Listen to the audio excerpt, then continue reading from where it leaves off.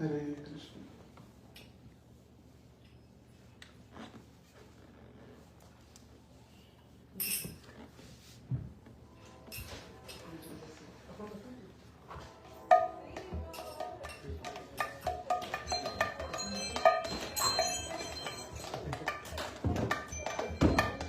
नमो विष्णुपदाय कृष्णपृष्ठाय भूतले श्रीमते भक्तिवेदान्त स्वामी इति नामिने।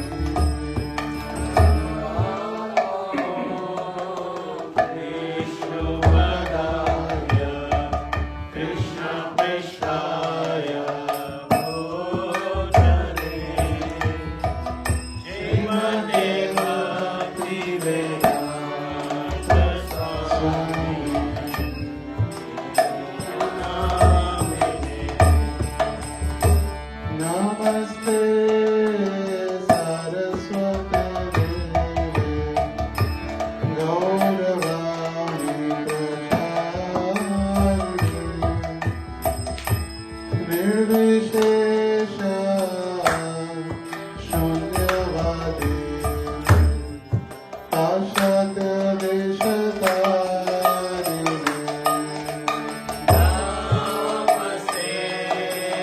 सरस्वती देवे गौरवाणी प्रचारिणे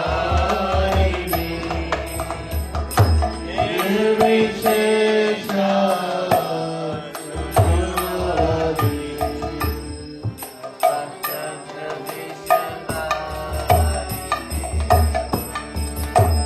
श्री कृष्ण चैतन्य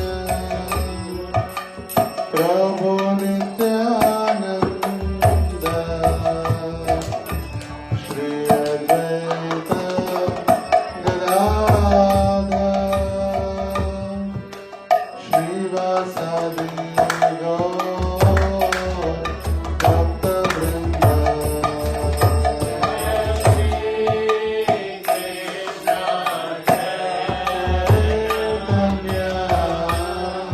प्रभु नित्यानंद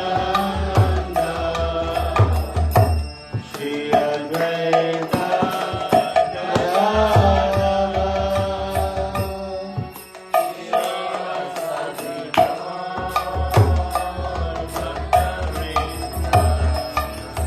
जय श्री कृष्ण चैतन्य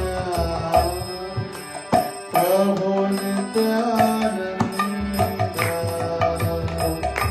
श्री अद्वैत गदाधर श्रीवासादि गौर भक्तवृंद।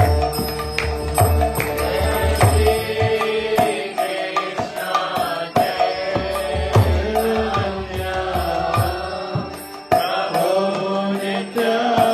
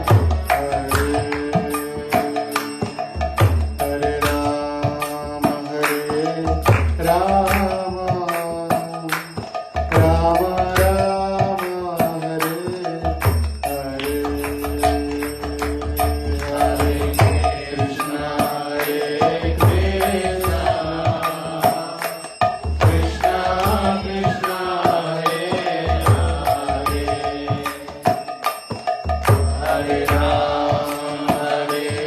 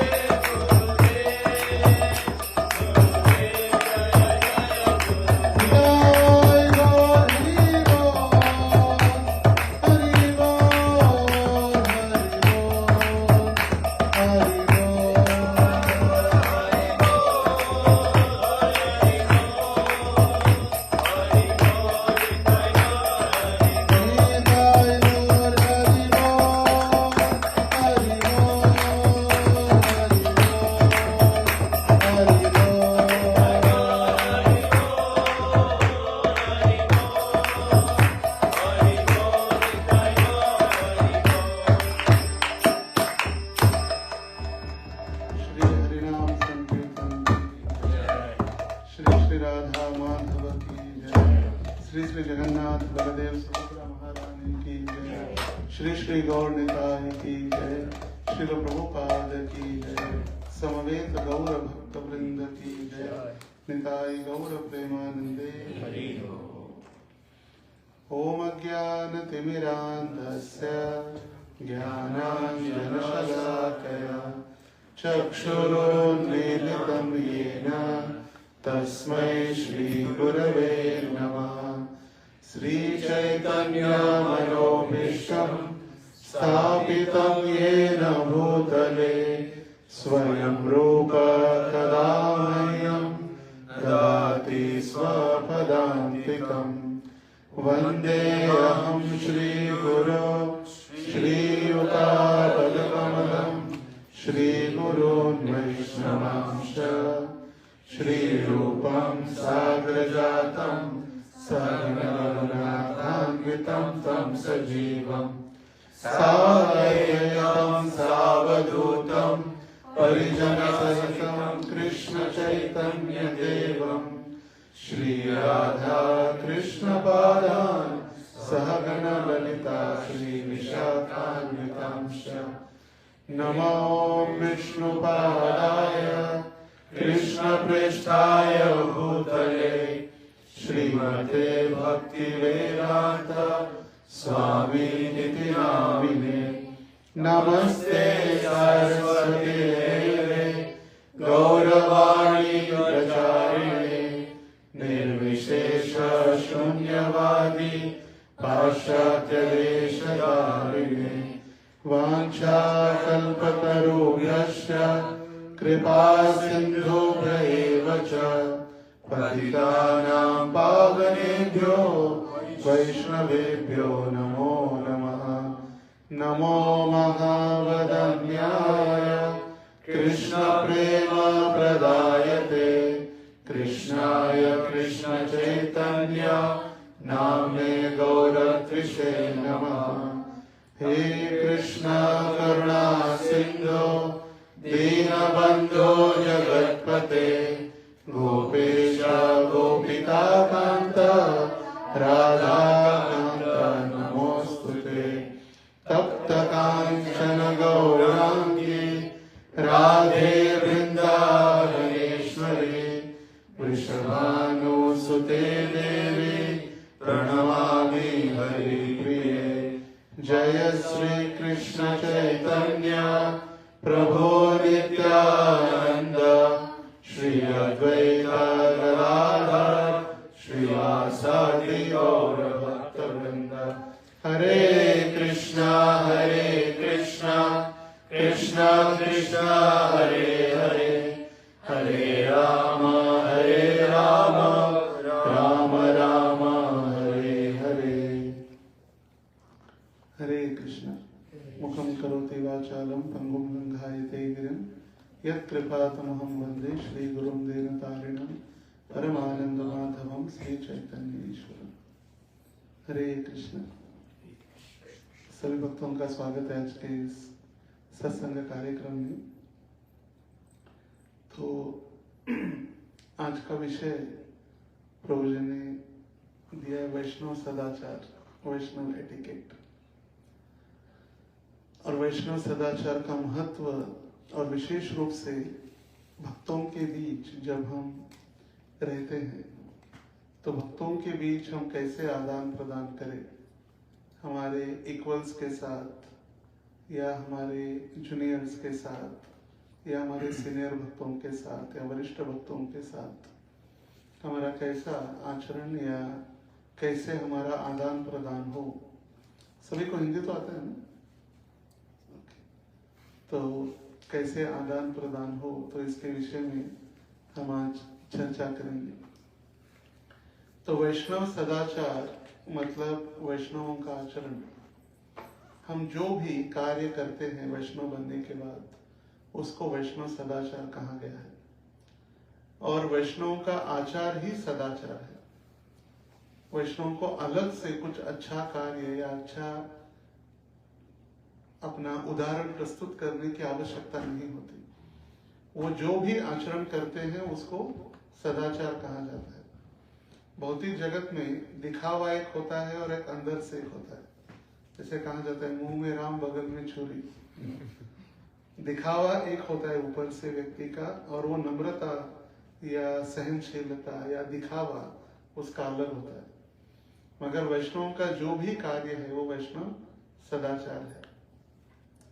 तो चैतन्य महाप्रभु इसके विषय में सनातन गोस्वामी से जब चर्चा की, और सनातन गोस्वामी को चैतन्य महाप्रभु कहे कि कितना वैष्णव सदाचार का कितना महत्व है। अभी देखा जाए तो सनातन गोस्वामी, रूप गोस्वामी या वृंदावन के जितने भी 6 गोस्वामी हैं, षड गोस्वामीज ऑफ वृंदावन, ये सारे चैतन्य महाप्रभु के नित्य पार्षद हैं। एक है नित्य सिद्ध भक्त, एक है नित्य बद्ध, और एक है कृपा सिद्ध। नित्य सिद्ध मतलब जो चैतन्य महाप्रभु के पार्षद या राधा कृष्ण के पार्षद या सीताराम के लीला में जितने भी भक्त थे, ये सारे आध्यात्मिक जगत से, वैकुंठ से, अयोध्या से या गोलोक धाम से इस पृथ्वी पर आते हैं। अपनी अपनी लीला चैतन्य महाप्रभु कृष्ण के साथ, भगवान के साथ अपनी लीला समाप्त करके वो वापस चले जाते हैं। जैसे रामानंद राय, स्वरूप दामोदर, ये ललिता विशाखा है। दूसरे तीसरे को नहीं कौन है? ललिता और विशाखा, रामानंद राय और स्वरूप दामोदर। जगन्नाथ मिश्र, सची माता, ये नंद और यशोदा है। नित्यानंद प्रभु स्वयं बलराम है। ब्रजेंद्र नंदन जयी सची सुत होइलो सई, बलराम होइलो निताई। ये सारे चैतन्य महाप्रभु के पार्षद, वो चैतन्य महाप्रभु के साथ आए, उनके साथ लीला की और वापस चले गए।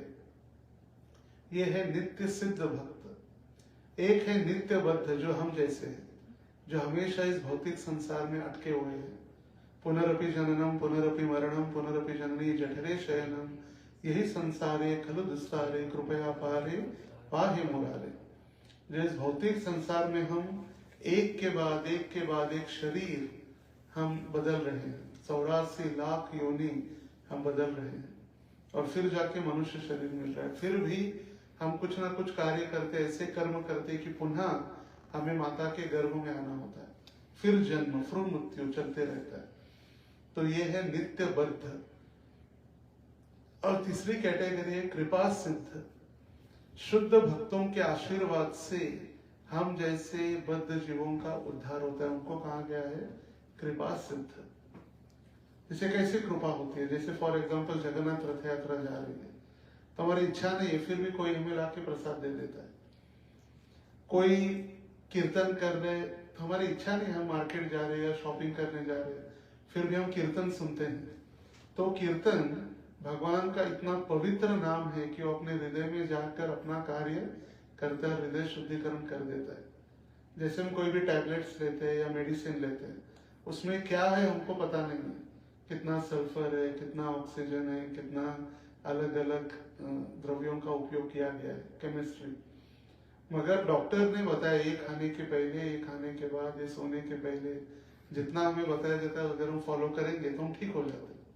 उसी प्रकार भगवान का नाम, भगवान के भक्तों का दर्शन, भगवान का दर्शन, भगवान का प्रसाद, भले ही हमारी इच्छा हो न हो, हमें उसका अमूल्य, उसकी कीमत पता हो न हो, मगर जैसे ही वो हम सुनते हैं, देखते हैं, प्रसाद ग्रहण करते, उसका कार्य वो करेगा ही एक न एक दिन। उसको अज्ञात सुकृति कहा गया है। पाप और पुण्य से परे अज्ञात सुकृति। एक है पाप, जो अलग अलग प्राणियों की हत्या करना, चोरी करना, अलग अलग गलत कार्य करना, उसको कहा गया है पाप। पुण्य मतलब पेड़ लगाना, गर्मियों में जिसके नीचे बैठकर लोग थोड़ा शांति से बैठ सके, पानी की व्यवस्था करना, पीने के पानी की व्यवस्था, जिसको प्याऊ कहा जाता है, हॉस्पिटल्स तैयार करना, स्कूल तैयार करना, लोगों की सेवा करना, लोगों को फ्री में भोजन बांटना, ये हो गया पुण्य। ये पाप और पुण्य के परे एक है सुकृति, जो भगवान से डायरेक्ट कनेक्टेड है, भक्ति में कनेक्टेड है, जो भगवान की भक्ति के रूप में हमें शक्ति प्रदान करती है। और इसीलिए तुकाराम महाराज कहे, बहुत सुकृतांची जोड़ी म्हणून विठ्ठले आवडी। ऐसी जब सुकृति धीरे धीरे धीरे धीरे बढ़ती जाती है तो फिर अपने आप भगवान के प्रति प्रेम बढ़ने लगता है। बहुत सुकृतांची जोड़ी, बहुत ऐसी सुकृति एकत्रित होने के बाद तब जाकर हमें भगवान के प्रति प्रेम होता है। एक बार प्रसाद खाने से या एक बार दर्शन करने से नहीं, ये अज्ञात सुकृति हमारी बढ़ते रहती है। जैसे कभी कभी हम एयरपोर्ट पर जा रहे हैं, वहां पर भक्तों का दर्शन किया, बुक डिस्ट्रीब्यूशन कर रहे, भक्ति सिद्धांत सरस ठाकुर कहते हैं जो हम तिलक लगाते हर रोज, भक्तों को हर रोज तिलक लगाना चाहिए। ये तिलक लगाना देख कर ही पूरा जीवन, हम जब तिलक लगाते हो, तिलक लगाना देख कर ही हम वैकुंठ जा सकते हैं। इतनी शक्ति है तिलक में, सिर्फ तिलक लगाते लगाते हम वैकुंठ जा सकते हैं। तो ये जो दर्शन होते हैं तो इससे फिर सुकृति बढ़ती है, फिर हमारी भगवान के प्रति प्रेम बढ़ने लगता है। उसको कहा गया है नित्य भगवत कृपा से कृपा सिद्ध बन जाते हैं। जैसे श्रील प्रभुपाद अमेरिका नहीं होते तो आज हमने सत्संग करते नहीं, आज हम फिर कोई वीकेंड में कहीं ना कहीं हम अलग अलग प्रोग्राम्स में या कहीं ना कहीं हम मूवीज में या कहीं बाहर भौतिक संसार में अटक जाते हैं। श्रील प्रभुपाद जी आए, उन्होंने हमारे ऊपर कृपा की, इसीलिए तो आज हम भगवत सत्संग करने का प्रयास कर रहे हैं। तो एक है नित्य सिद्ध, एक है नित्य बद्ध और एक है कृपा सिद्ध। तो चैतन्य महाप्रभु सनातन गोस्वामी को कहे, जब हम भक्त बन जाते हैं, भक्त बनने के बाद हमें बहुत महत्वपूर्ण एक आचरण बहुत हमारे जीवन में एकदम उसको इम्पोर्टेंस है, वैष्णव सदाचार, जो हमारे जीवन में आभूषण कहा गया है। वैष्णवों का जो सदाचार है वैष्णव के आभूषण है। इसीलिए देखिए भक्त लोग गहने या ज्वेलरी नहीं पहनते, कि उनका आचरण ही उनके आभूषण है, उनका आचरण ही उनके आभूषण या ज्वेलरी है। इसीलिए चैतन्य महाप्रभु चैतन्य चरितामृत के अंत्य लीला चौथा अध्याय 128, 130 और 131 में वर्णन किए। चैतन्य महाप्रभु सनातन गोस्वामी को कह रहे, यद्यपि तुम्हें है जगत पावन, तोमा स्पर्शे पवित्र है देव मुनिगण, तथापि भक्त स्वभाव मर्यादा रक्षण, मर्यादा पालन है साधुर भूषण। हे सनातन, यद्यपि तुम ब्रह्मांड का उद्धार कर सकते हो और देवतागण भी तुम्हारे स्पर्श से शुद्ध हो जाते हैं, फिर भी वैष्णव आचार का पालन एवं उनका रक्षण करना यह भक्त का गुण है। वैष्णव आचार का पालन करना यह भक्त का सच्चा आभूषण है। आगे महाप्रभु कह रहे, मर्यादा लंघन लोग करे उपहास, यह लोक परलोक दुई है नाश। जो वैष्णव सदाचार का उल्लंघन करता है, संपूर्ण जगत उसका उपहास करता है और इस प्रकार इस लोक और परलोक दोनों में ही वो नष्ट हो जाता है। तो चैतन्य महाप्रभु कह रहे कि चैतन्य ये वैष्णव सदाचार कितना महत्वपूर्ण है।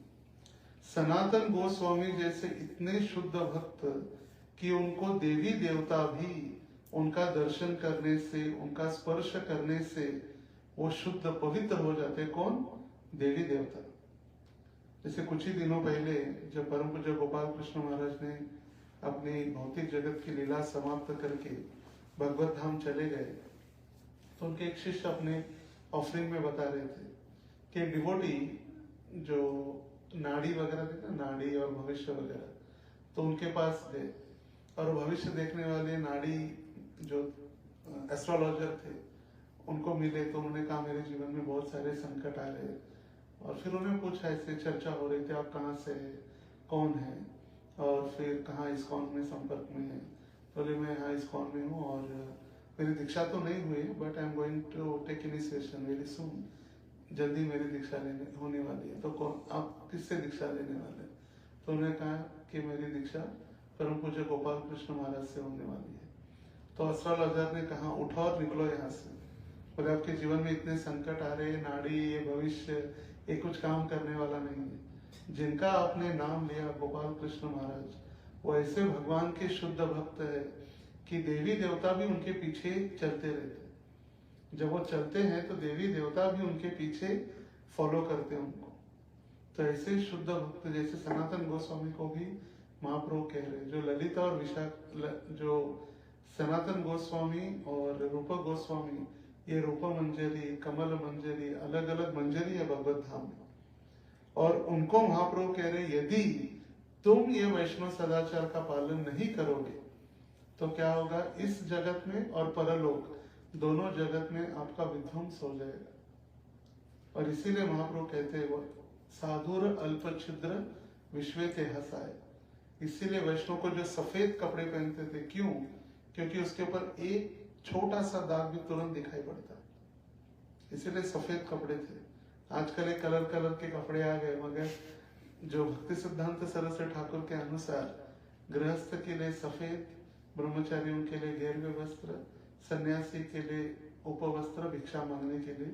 कोई पूछ रहे थे, कुछ ये क्यों होता है, ऐसे फैशन में होता है क्या सन्यासी के लिए? नहीं, त्रिदंडी भिक्षुक जो बांधते हैं वो भिक्षा मांगने के लिए, भिक्षा देही, भिक्षा मांगने के लिए वो पात्र होता है। तो पात्र तो है नहीं, तो कपड़े में ही वो भिक्षा लेकर इकट्ठा करके लेके जाते हैं। तो फिर चैतन्य महाप्रभु कहे कि आप कितना महत्वपूर्ण है ये वैष्णव सदाचार का पालन करना, जो स्वयं भगवान कह रहे अपने भक्तों को।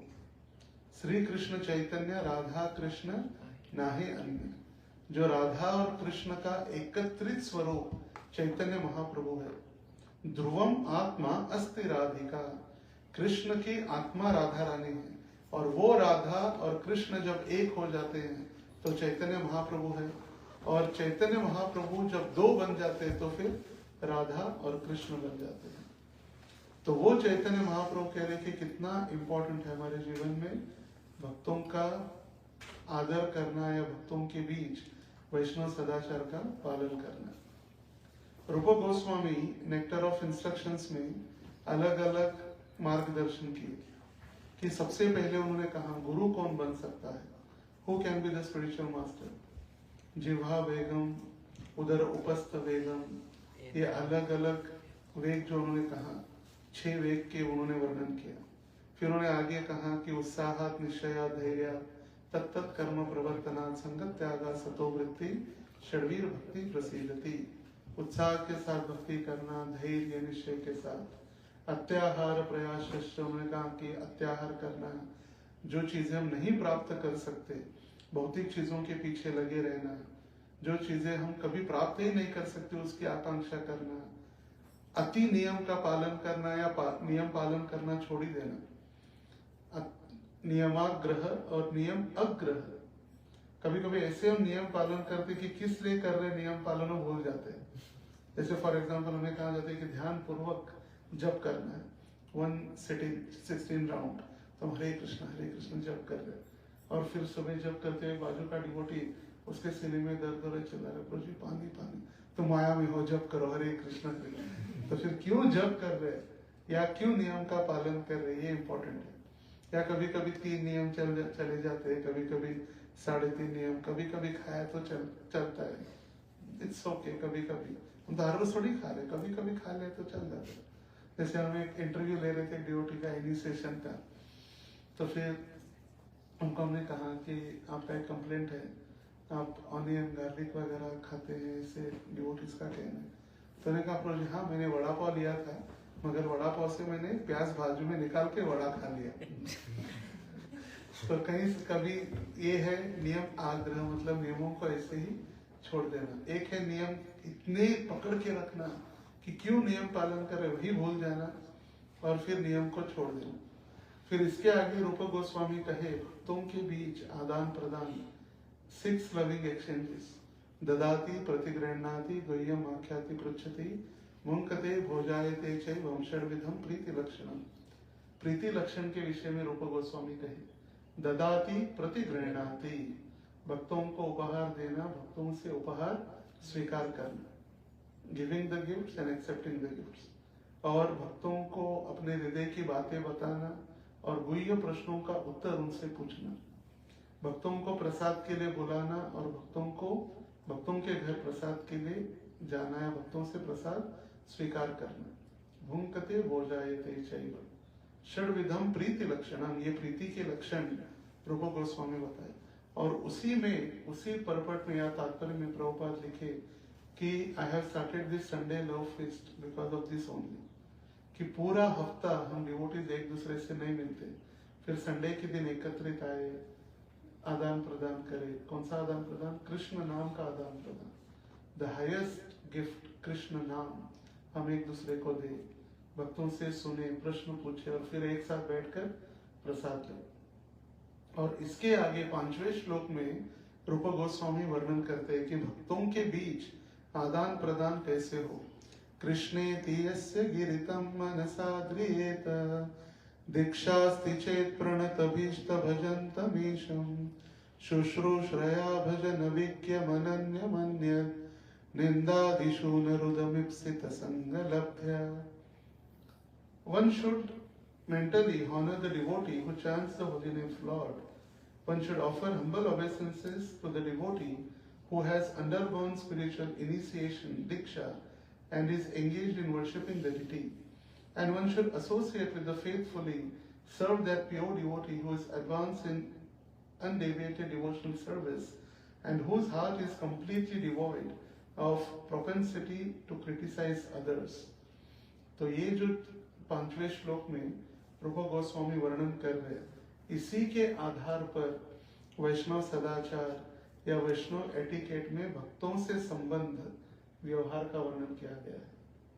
ये 6वां श्लोक जो है, 5वां श्लोक, ये 5वें श्लोक में रूप गोस्वामी जो वर्णन कर रहे हैं, कृष्णेति यस्य गिरितम मनसा द्रियेत, जो भी नए डिवोटीज आ रहे, चाहे वो नए हो या पहली बार आए हो, और जब कर रहे, माला कर रहे, या हरे कृष्ण कीर्तन में बैठे हैं, या धीरे धीरे जब करना प्रारंभ कर रहे, लेक्चर में बैठ रहे, नहीं है उनकी कोई दीक्षा नहीं, कुछ नहीं, वो इस्कॉन में ज्वाइन नहीं किया, कंठी माला भी नहीं पहने, बट दे आर चैंटिंग, कीर्तन में भाग ले रहे, जब करना प्रारंभ किए हैं, तो उनको भी हमें आदर देना चाहिए।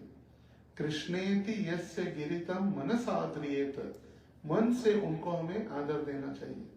दीक्षास्ति चेत प्रणत भीष्ट भजन्तमीशम, जिन्होंने आध्यात्मिक गुरु से दीक्षा लेकर डिटी वर्शिप या अर्चा विग्रहों की सेवा में जो लगे हैं, उन्हें हमें दंडवत प्रणाम करना चाहिए। पहले को क्या कहा है? मन से आदर करना चाहिए, और जिन्होंने दीक्षा ली उनको दंडवत प्रणाम करके उनको आदर सम्मान करना चाहिए। और जो जिनका हृदय पूरी तरह से शुद्ध हो चुका है, निंदा आदिशु, निंदा एंड एक्सेट्रा, मतलब निंदा या दूसरों के पीछे बोलना या वैष्णव के प्रति अपराध करना है, सारा जिन्होंने टोटली छोड़ दिया है, ऐसे भक्तों का हमें संग करना है और उनकी सेवा करना है। निंदा दिशु रुदमिप्सित संग लब्ध्या, संग ऐसे भक्तों का एसोसिएशन और उनकी सेवा करना। तो ये श्लोक के ऊपर यहाँ पर भक्तों के अलग अलग व्यवहार कैसे हो, इसका वर्णन जो वैष्णव सदाचार में किया गया है। ये वैष्णव सदाचार ग्रंथ परम पूज्य भक्ति चारू महाराज के द्वारा रचित है, और उनकी वेबसाइट वैष्णवएटिकेट.com पर हम इंग्लिश, हिंदी उसका PDF डाउनलोड भी कर सकते हैं। तो ये ग्रंथ जो है वैष्णव सदाचार, ये भक्ति रसामृत सिंधु, उपदेशामृत, हरि भक्ति विलास, ये सारे ग्रंथों को एकत्रित करके इसका सार आज के इस्कॉन डिवोटीज के लिए, हमें दैनंदिन डे टू डे जो हमारे भक्तों से मुलाकात होती है या हमें आचरण कैसे करना चाहिए, इसका वर्णन किया है। हरि भक्ति विलास के अनुसार यदि हम फॉलो करना प्रारंभ करें तो फिर बाथरूम के पास ही बैठना होगा। कहीं भी थोड़ा गंदगा हाथ लग गया, नाक में चला, कान में, तो तुरंत स्नान करो। इतने सारे नियम हैं। तो आजकल के हमारे इस परिस्थिति में कैसे हम नियमों का पालन करें, उसका वर्णन एक शॉर्ट गाइड, जिसको कह सकते हैं गाइड बुक, के वैष्णव सदाचार या वैष्णव एटिकेट है। तो वैष्णव सदाचार में बताया गया है भक्तों के 3 स्तर। भक्ति रसामृत सिंधु में श्री रूप गोस्वामी कहते हैं, जो भक्त भगवान श्री कृष्ण के पवित्र नामों का जप करता है उसे मानसिक रूप से आदर दे। यहाँ पर लिखा है भक्ति रसामृत सिंधु, मगर ये श्लोक उपदेशामृत का भी है, उपदेशामृत का 5वां श्लोक है। तथा जो भक्त दीक्षित है उन्हें नम्रता पूर्वक प्रणाम करे, तथा जो शुद्ध भक्त भगवान की अहेतु की सेवा में बिना विचलित हुए संलग्न है, तथा जिनका हृदय निंदक प्रवृत्ति से रहित, निंदादि शून्य, ऐसे शुद्ध भक्तों का संग लेना चाहिए तथा दृढ़ श्रद्धा से उनकी सेवा करनी चाहिए। तो जो श्रद्धा से सेवा में लगा है, कभी कभी हमारी भ्रांत धारणा हो जाती है, हमें कपड़ों को देखकर या भक्तों के भौतिक शरीर को देखकर हम उनको शुद्ध भक्त समझने का प्रयास करते हैं।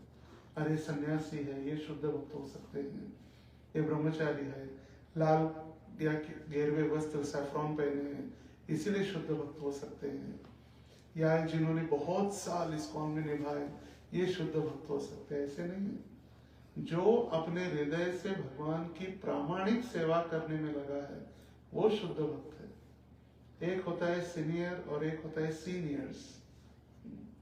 सिर्फ उसने साल देखे हैं, one is seniors and another is seniors. He has only seen the years in ISKCON, 20 years, 40 years, 60 years. तो कुछ किया नहीं, सिर्फ ऐसे दिन जान दे, दिन निकल गए बस। कभी लगता है कि सन्यासी यही शुद्ध भक्त हो सकते हैं। नहीं, ये सन्यासी, ये ब्रह्मचारी, गृहस्थ, वानप्रस्थ, तो सारी उपाधियां हैं।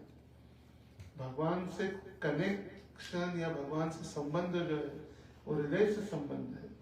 और इसीलिए कृष्ण भावना अमृत संग, कृष्ण भावना इंपॉर्टेंट है। इसके हृदय की भावना क्या है वो इंपॉर्टेंट है।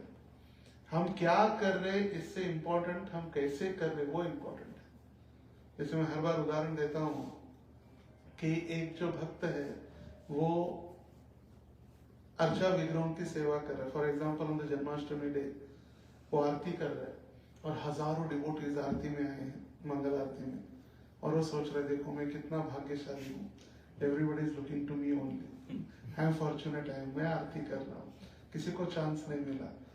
वो एक है। और दूसरा एक डिवोटी है जो नया है, मगर जो वॉशरूम या रेस्टरूम क्लीन कर रहा है, सारे वॉशरूम क्लीन कर रहा है, उसको लग रहा है कि आज जन्माष्टमी है, हजारों डिवोटीज आएंगे, इसका उपयोग करेंगे, तो मुझे कितने अच्छे से सेवा करनी है। वहां कोई नहीं देखने जा रहा, मगर कौन श्रेष्ठ है? वो जो वॉशरूम क्लीन कर रहा है वो श्रेष्ठ है, क्योंकि उसकी भावना जो है वो एडवांस है। जैसे एक उदाहरण दिया जाता है, एक वेश्या प्रोस्टिट्यूट और एक ब्राह्मण दोनों सामने सामने रहते थे, एक रोड के इस पार एक रोड के इस पार। वो जो ब्राह्मण था वो हर रोज वेश्या का चिंतन करता था, अरे इसके पास कौन आया कौन गया, आज कितने लोग आए, कितना पैसा कमाया होगा, वही चिंतन होता था उसका। और फिर वो वेश्या ब्राह्मण का चिंतन करती, अरे मैं तो कितनी अपवित्र हूँ, मैंने इस शरीर को बेच दिया है पैसे के लिए, इस शरीर से मैंने कुछ अच्छा कार्य नहीं किया है, मैं पूरी तरह से अपवित्र हो चुकी हूँ। मगर ये ब्राह्मण देखो कितना पवित्र है, हर रोज विष्णु की पूजा करता है, आराधना करता है। मगर ये वेश्या ब्राह्मण का चिंतन कर रही थी, वो जल्दी भगवत धाम चले गए। क्यों?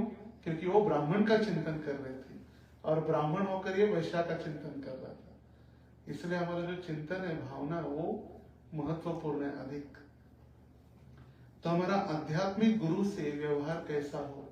सबसे पहले जो वैष्णव सदाचार या भक्तों के संबंध व्यवहार होते हैं, तो यहाँ रूप गोस्वामी का जो श्लोक बताया, निंदा आदिशु रुदमिप्सित संगलब्ध्या, तो जो शुद्ध भक्त है, जो वरिष्ठ भक्त है, और विशेष करके जो गुरुजन है हमारे, शिक्षा गुरु, दीक्षा गुरु, इनके साथ हमारा संबंध व्यवहार कैसा हो? सभी को प्रामाणिक होना चाहिए, आज्ञाकारी प्रवृत्ति एवं नम्र होकर गुरु की सेवा करनी चाहिए। सबसे पहले सिंसियरिटी, प्रामाणिकता। उसमें भी डिसाइपल्स की कैटेगरी होती है। एक है डिसाइपल जो फर्स्ट क्लास कैटेगरी, उसको गुरु की सिर्फ इच्छा से ही समझ जाता है कि गुरु मुझसे क्या एक्सपेक्ट कर रहे हैं। उनको गुरु को बताने की आवश्यकता नहीं पड़ती। जैसे गुरु महाराज जूम में या जपा टॉक में या प्रवचन में जैसे कहते हैं कि मेरी इच्छा है शिष्यों को ऐसा होना चाहिए, भक्तों को ध्यान पूर्वक जप करना चाहिए, तो समझ जाता है कि गुरु की इच्छा क्या है और वो सुधरने लगता है या अपने आप को एडवांस करता है। That is first class. Second class है गुरु बताने के बाद 1 to 1, अरे तुम ऐसे करो, I expect you to do this, तो बताने के बाद वो इच्छा करता है या प्रारंभ होता है। तीसरा है बताने के बाद भी नहीं करता, बताने के बाद भी नहीं करता। और चौथा है बारंबार बताने के बाद भी नहीं करता। एक है गुरु से पूछता है कि उनकी इच्छा समझकर वो कार्य करता है। दूसरा गुरु बताने के बाद करता है। और तीसरा जो अति होशियार होता है, एडवांस, वो क्या करता है, पहले डिसाइड करता है, फिर सिर्फ इंफॉर्मेशन देता है। आई हैव डिसाइडेड दिस, महाराज मुझे आशीर्वाद दीजिए। तो क्या अभी एवरीथिंग इज डिसाइडेड, तो आशीर्वाद देना ही पर्याय हो जाता है। One is information, another is permission. तो परमिशन नहीं देता, वो सिर्फ इंफॉर्मेशन देता है। एवरीथिंग इज डिसाइडेड महाराज, ये इन्विटेशन कार्ड है, आप शादी में आ जाओ। और फिर कुछ होने के बाद फिर रोने के राजा, महाराज इट वॉज सो डिफिकल्ट, मेरी पत्नी डिवोटी नहीं है या पति डिवोटी नहीं है, मैं क्या करूं। पहले तो पूछा नहीं था, पहले तो सिर्फ इंफॉर्मेशन दी थी, ब्लेसिंग्स ली थी, अभी क्या कर सकते। तो one is information and another is permission. तो परमिशन के साथ होता है प्रामाणिकता। गुरु की आज्ञा को स्वयं का प्राण जीवन समझना चाहिए। The order of spiritual master is life and soul for the disciple.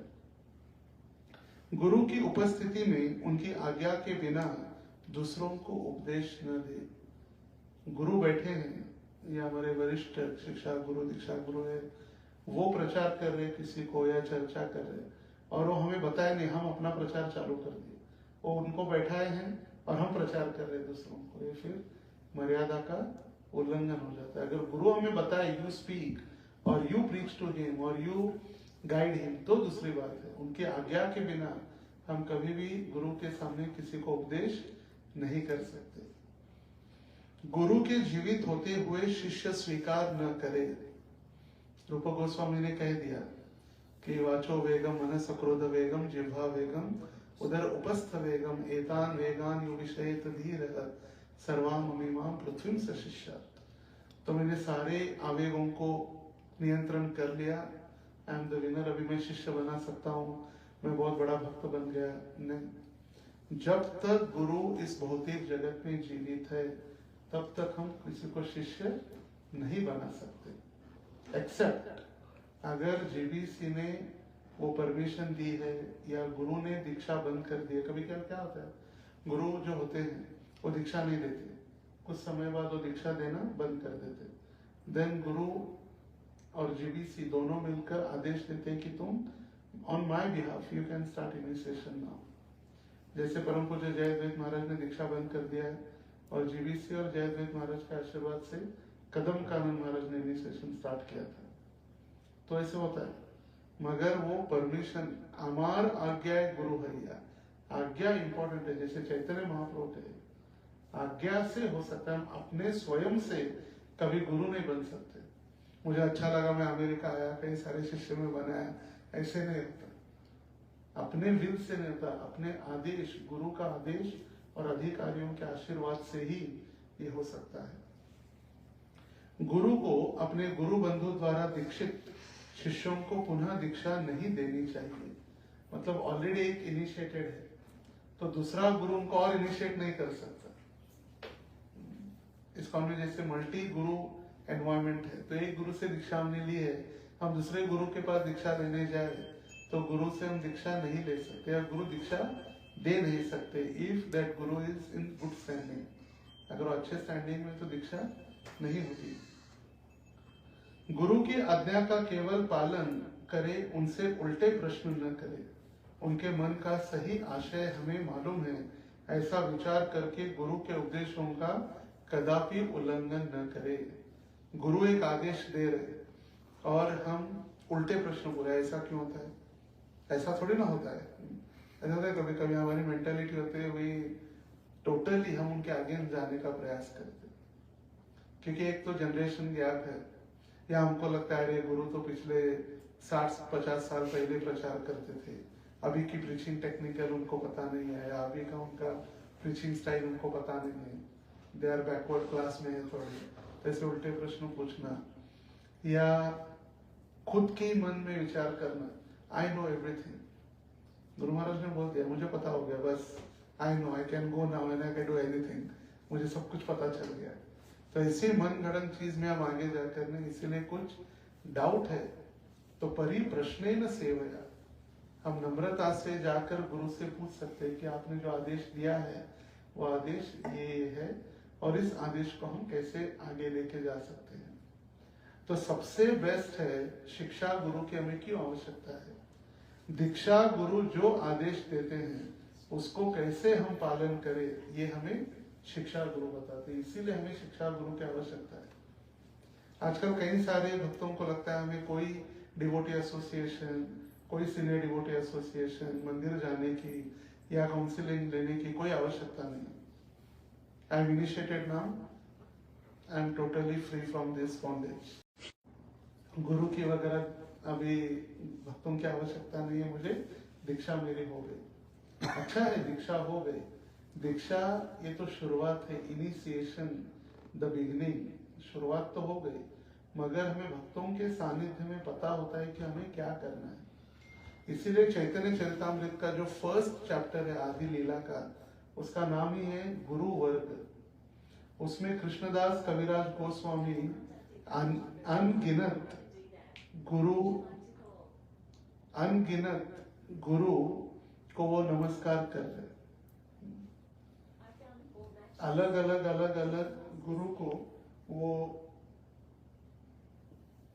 प्रणाम कर रहे और कह रहे कि मुझे जो मैं जब नया नया भक्ति में आया तो अलग अलग डिवोटीज ने या मेरे शिक्षा गुरु ने, अनगिनत शिक्षा गुरु ने मुझे क्या किया, मदद की।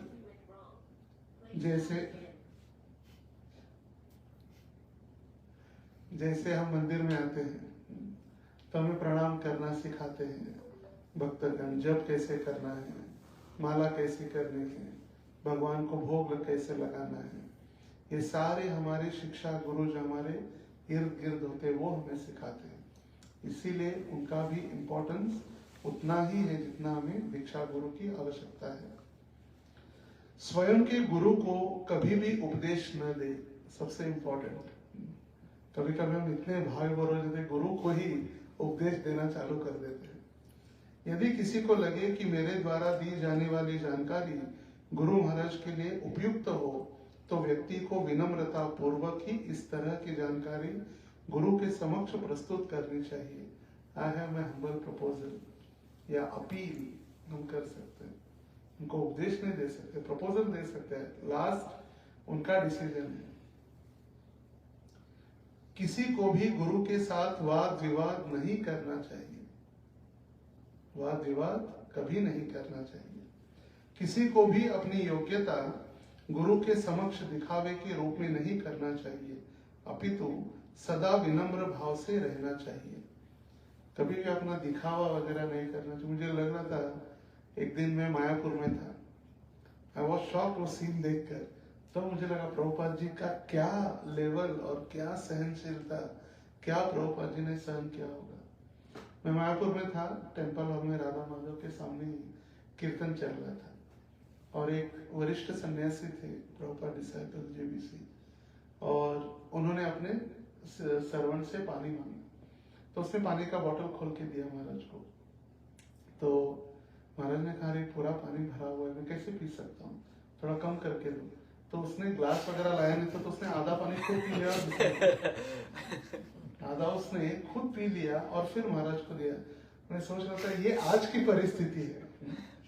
तो प्रभुपाद जी जब आए होंगे तो कैसे इन लोगों को सिखाया होगा ये सारे आदान प्रदान। जब प्रभुपाद साउथ अफ्रीका में पहुंचे तो प्रभुपाद जी ने भागवतम लेक्चर की शुरुआत की, कैसे ओम नमो भगवते वासुदेव होने के बाद पूरा फिलोसॉफी भागवत से नहीं पढ़ा प्रभुपाद ने पहले बताया कि भक्तों को या शिष्यों को कभी भी अपने गुरु के कपड़े नहीं पहनने चाहिए। इससे शुरुआत हुई क्लास की। क्यों?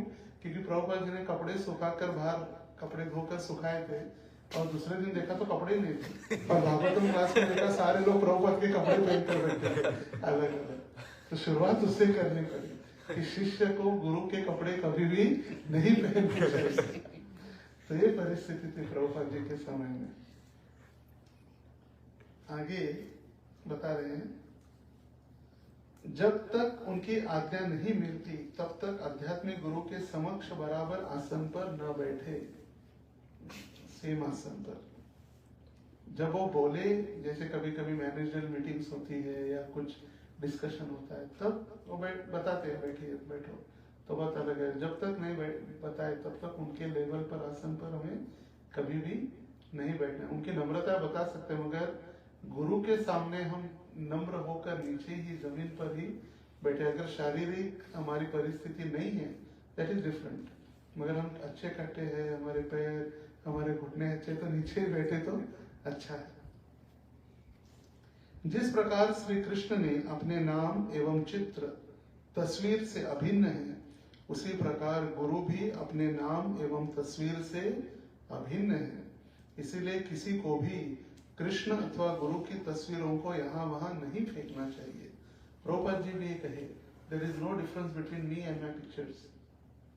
तो जो प्रभुपाद जी की पहली डीटी बनी इस्कॉन में, वो एलए में है, लॉस एंजलिस में, फर्स्ट डीटी लाइफ साइज की पहली डीटी। और छोटी डीटी जो बनी प्रभुपाद जी की, जो इंडिया में बनी, और प्रभुपाद जी के देह त्याग करने के बाद महाराज जी को जो प्रभुपाद जी ने इच्छा व्यक्त की थी, आई वांट टू डू परिक्रमा of Giriraj in bullock cart, तो बुलक कार्ट की परिक्रमा करने के लिए छोटे विग्रह बने थे और प्रभुपाद जी को गोवर्धन परिक्रमा करे।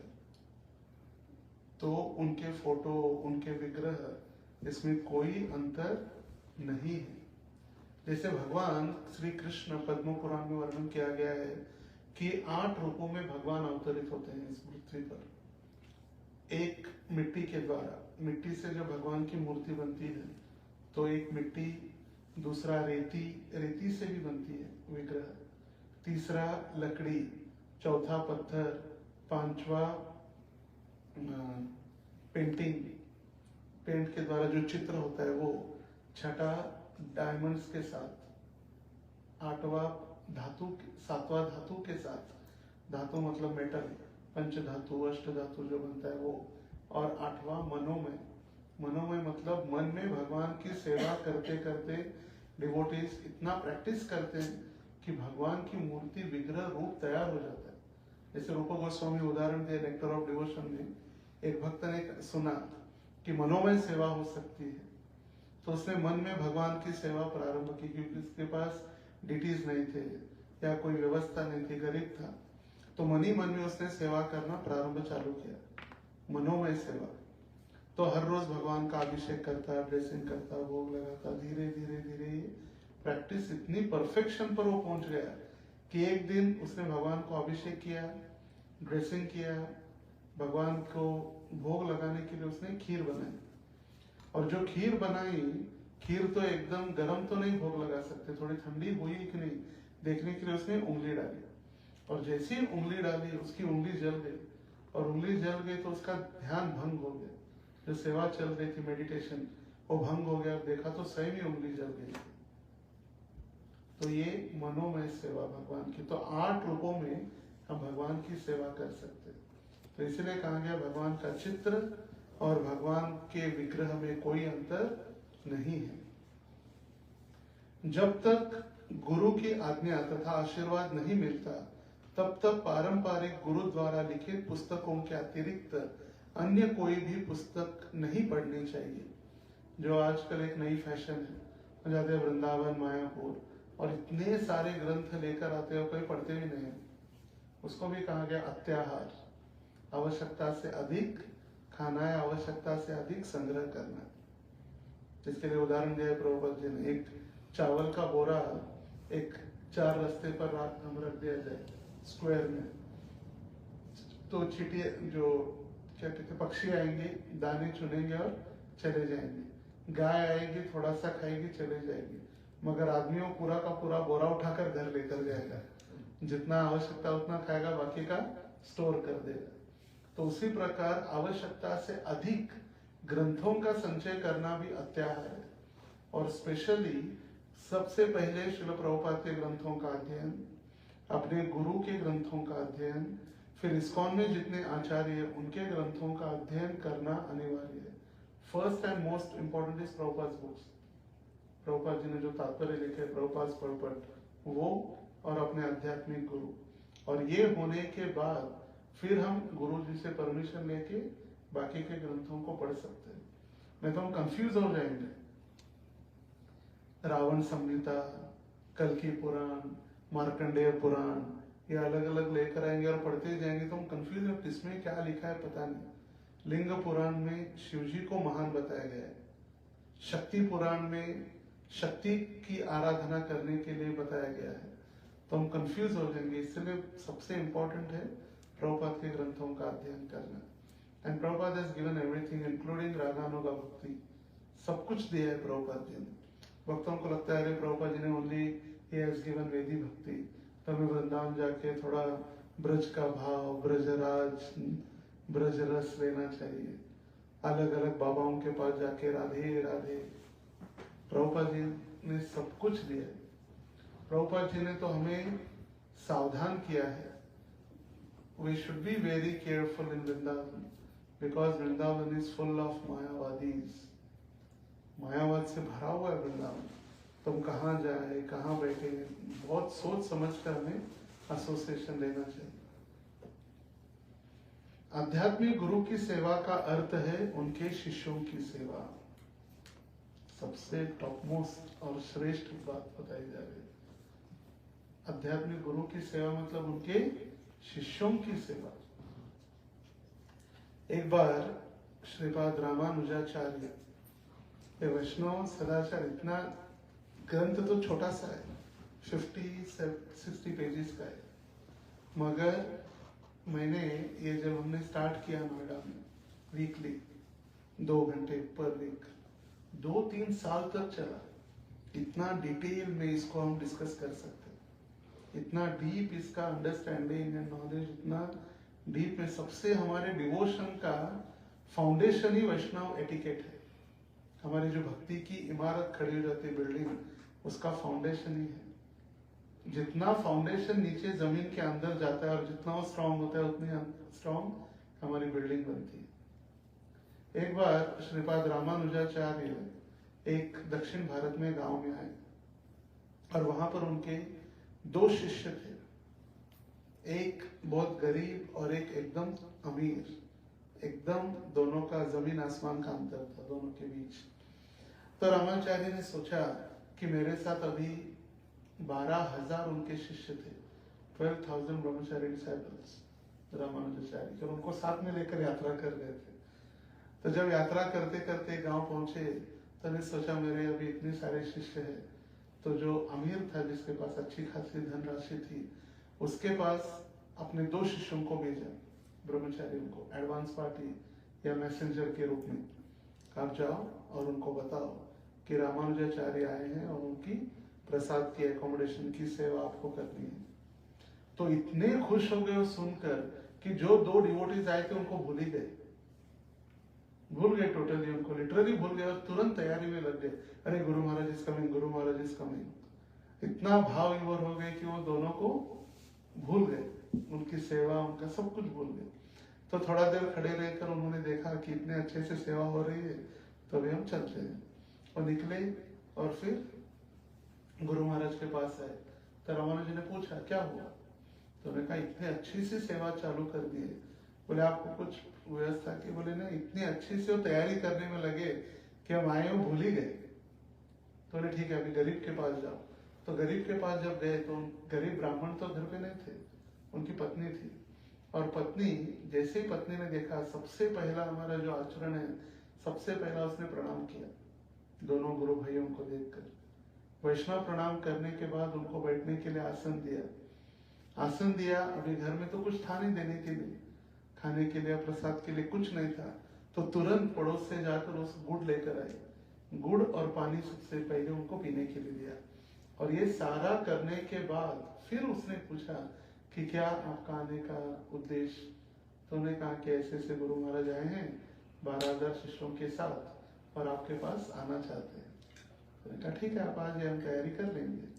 तो फिर वो दोनों जब चले गए तो ब्राह्मण घर पर आए। ब्राह्मण को बताया पत्नी ने कि ऐसी ऐसी परिस्थिति है, 12,000 शिष्यों को लेकर गुरु महाराज जा रहे, हमारे पास तो ऐसे एक व्यक्ति को खाने के लिए नहीं तो 12,000 कहाँ से खिलाए। तो फिर रामाचार्य ने कहा जो हमारे गांव के जो प्रमुख है, सरपंच जिसको कहते हैं, जो मुखिया है गांव के, वो ब्राह्मणी इतनी सुंदर थी कि इस मुखिया की बुरी नजर इसके ऊपर थी, उसका भोग करना चाहता था और बार बार उसको पैसे देकर या पैसे का लालच दिखाकर बोला था, मगर ये कभी नहीं गई थी। तो आज ब्राह्मण ने कहा ये शरीर का भी क्या उपयोग है यदि हम गुरु की सेवा न कर पाए। तो ये हमारे पास एक अच्छा अवसर है जिससे हम गुरु और वैष्णव की सेवा कर सके। तो तुम उस व्यक्ति के पास जाओ, मुखिया के पास, और उसको बोलो मैं तुम्हारी सारी इच्छा पूरी करने के लिए तैयार हूँ, मगर मुझे अभी धन की आवश्यकता है। तो उससे धन लेकर आओ। तो धन लेकर आए और उनसे कहो जैसे हमारे गुरु महाराज की सेवा हो जाएगी देन मैं आपके पास आ जाऊंगी आपकी सारी इच्छा पूरी करने के लिए। तो जैसे ही उस ब्राह्मणी को देखा वो तो मुखिया खुश हो गया, इतने सालों की इच्छा मेरी पूरी हो गई, ये ब्राह्मणी स्वयं चलकर मेरे पास आ रही है। और फिर उसने धन दिया, धन देने के बाद वो गई और सारे अच्छे से अनाज और ग्रोसरी लाकर भक्तों की, रामाचार्य की सेवा इतनी प्रसन्नता से की। तो रामाचार्य को पता था ये सारा, क्योंकि अंतर्यामी आदि गुरु और वो तो स्वयं लक्ष्मण है। राम अनुज, अनुज मतलब छोटे भाई, राम अग्रज मतलब राम के बड़े भाई। जैसे कृष्ण अग्रज मतलब बलराम, राम अनुज मतलब लक्ष्मण। तो लक्ष्मण जी के शक्त्यावेश, तो उनको तो पता चला कि ये परिस्थिति हो रही है घर पे। तो उन्होंने प्रसाद लेते लेते अपना थोड़ा महाप्रसाद वो ब्राह्मणी को दिया और कहा जब तुम उस मुखिया के पास जाओगी तो सबसे पहला उसको प्रसाद देना। तो सुंदर रूप तैयार होकर वो गई और जैसे ही गई तो एकदम तैयारी था आनंद के साथ भोग करने की इच्छा से। तो जैसे उसने कहा कि आ जाओ, तो मैंने कहा मेरे गुरु ने आपके लिए थोड़ा प्रसाद भेजा है, प्रसाद ग्रहण करो। और जैसे ही उसने प्रसाद अपने मुंह में डाला तुरंत रोने लगा और जमीन के ऊपर गिर गया।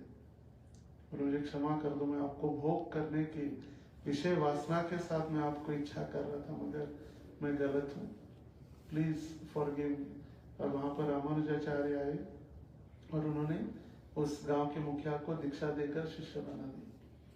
तो ये है गुरु की सेवा, मतलब उनके शिष्यों की सेवा।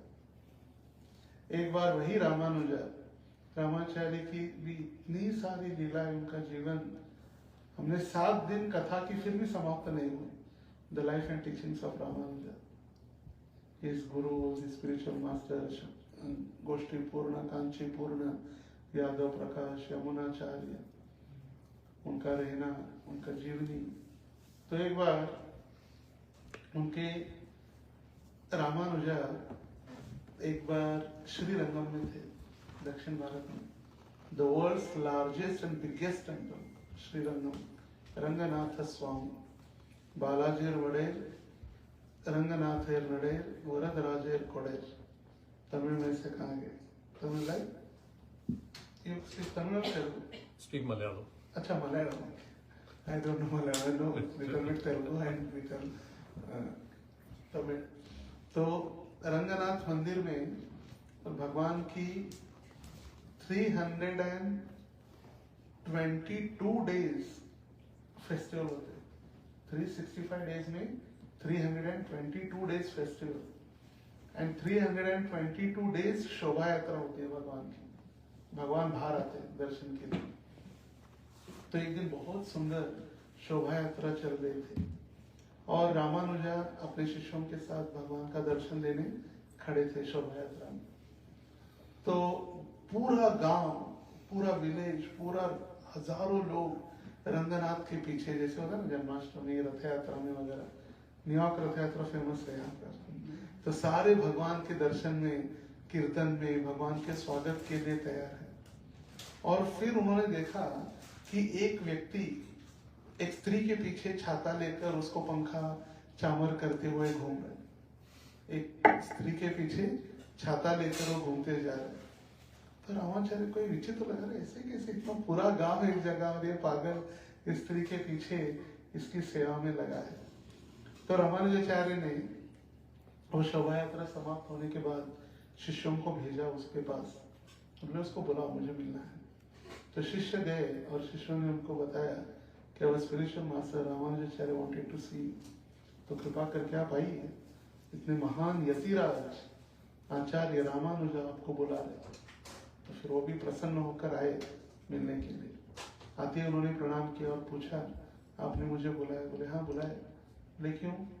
बोले मैंने देखा शोभा यात्रा में हजारों भक्त रंगनाथ स्वामी के पीछे थे और आप एक स्त्री के पीछे उनकी सेवा कर रहे थे, क्या कारण है? बोले उनकी जो आंखें जो इतनी सुंदर है कि मैं आंखों के पीछे पागल हूं, और ये ऐसी आंखें मैंने जिंदगी में कभी देखी नहीं।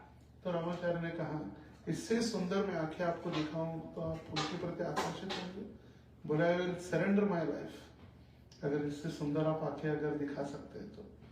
कहा ठीक है, you come in the evening at 7:30 in the Ranganath Swami temple near the altar. उनको बोला ऑल्टर के पास आ जाओ शाम को 7:30 बजे।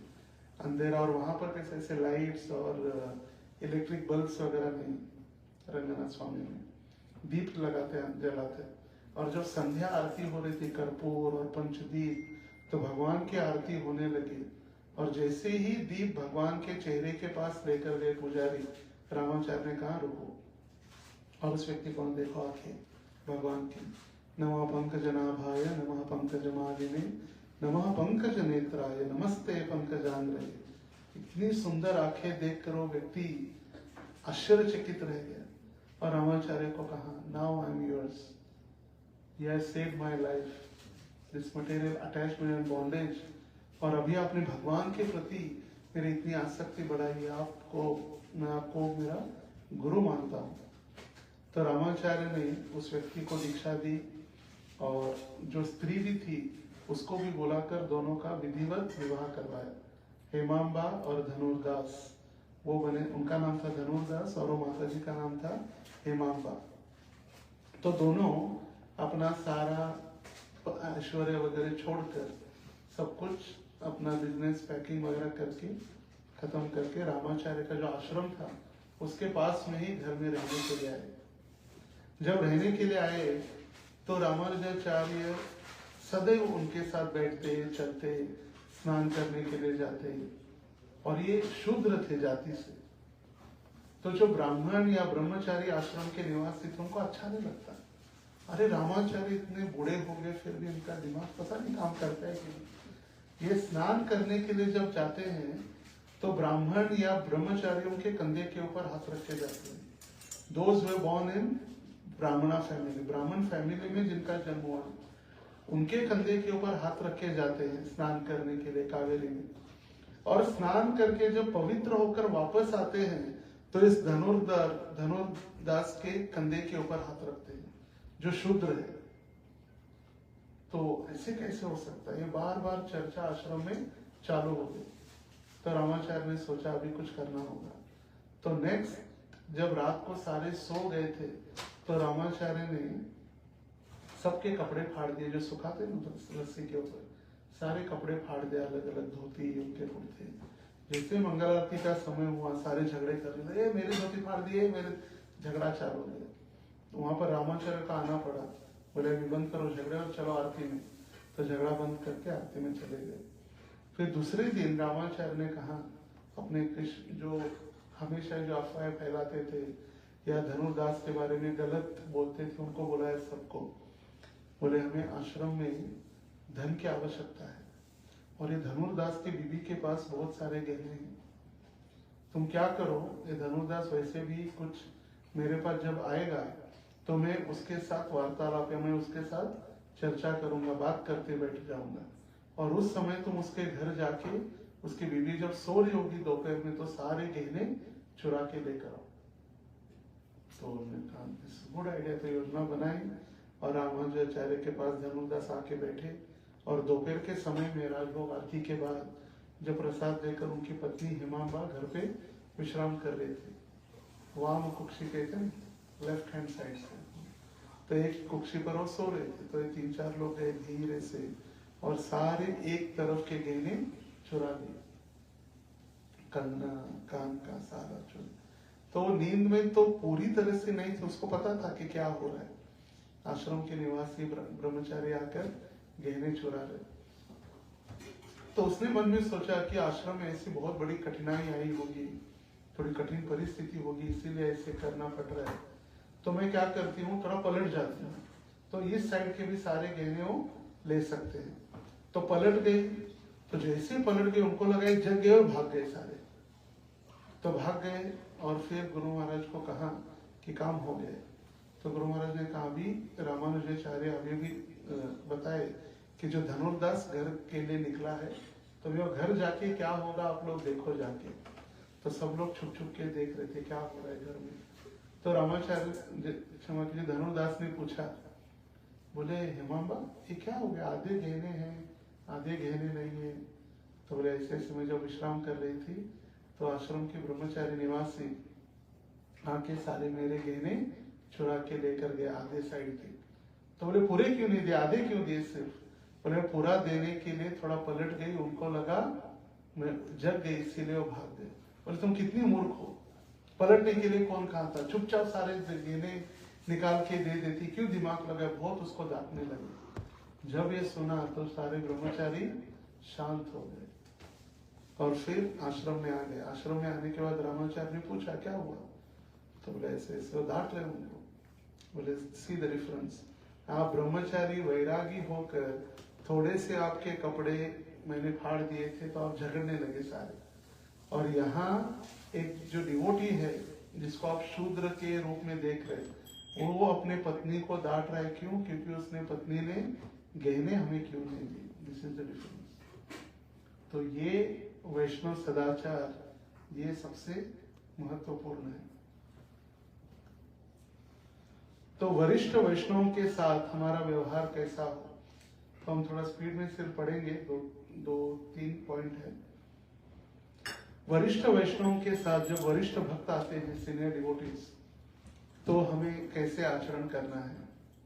वैष्णव परंपरा में अपने से जो ज्येष्ठ वैष्णव के प्रति समर्पण का भाव, उन्हें उचित सम्मान देना अत्यंत महत्वपूर्ण है। तो वरिष्ठ वैष्णव मतलब कौन है। वरिष्ठ वैष्णव मतलब जिन्होंने हमसे अधिक समय से भगवान की सेवा में है, या जिन्होंने हमसे पहले दीक्षा ली है, जिनकी आयु हमसे अधिक है, वो भी वरिष्ठ है। कभी कभी सिर्फ आयु से नहीं होता, एक होता है वयोवृद्ध और एक है ज्ञान वृद्ध। भले ही छोटा है मगर वो भक्ति में वो बहुत आगे बढ़ा है, तो भी हमारे लिए वो सीनियर है। तो भक्ति में आगे जो बढ़ा हुआ है उसके प्रति हमें सदैव सम्मान देना है।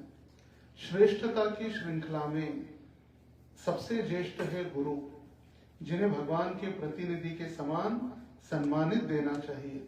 इसीलिए हम जिस प्रकार श्री कृष्ण का सम्मान करते हैं, उसी प्रकार उनके प्रतिनिधि का भी योग्य सम्मान करें। साक्षात् हरित्वेन समस्त शास्त्रैर उक्तस्तथा भाव्यत एव सद्भि किंतु प्रभोर्या प्रिय एव तस्य वंदे गुरु श्री चरणारविंदम।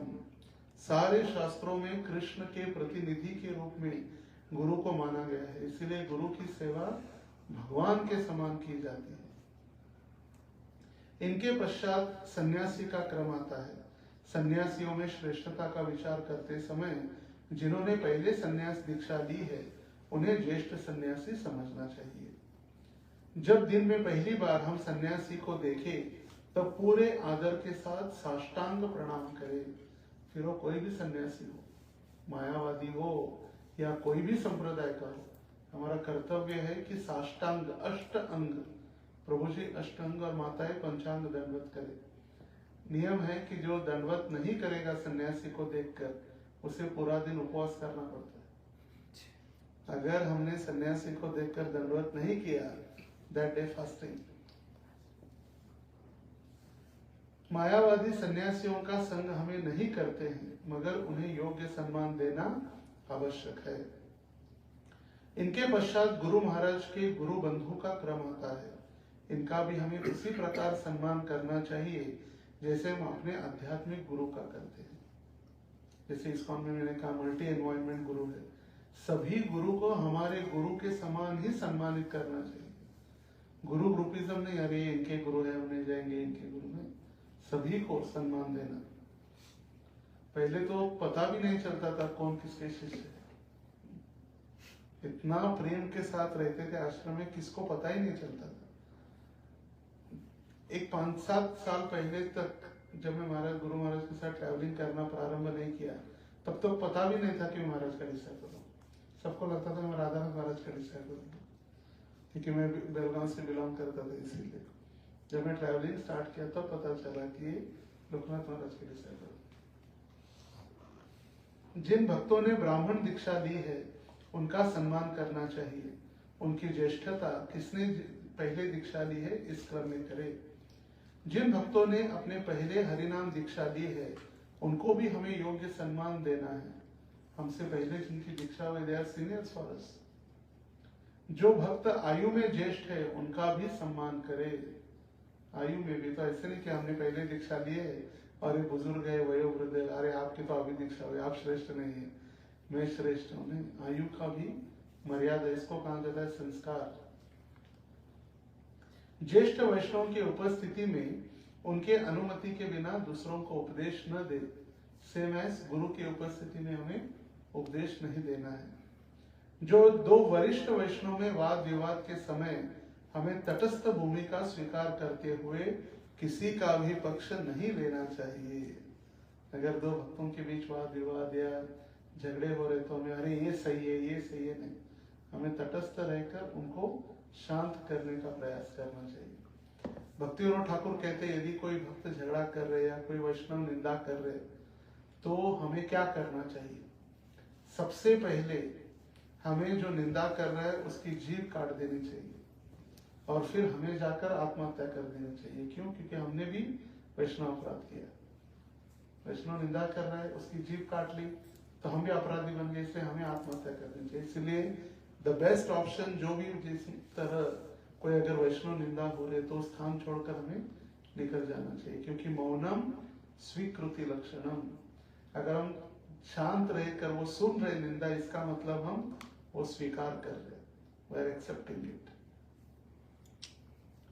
आरती होने के पश्चात आरती देते समय ज्येष्ठता का विचार करना आवश्यक है।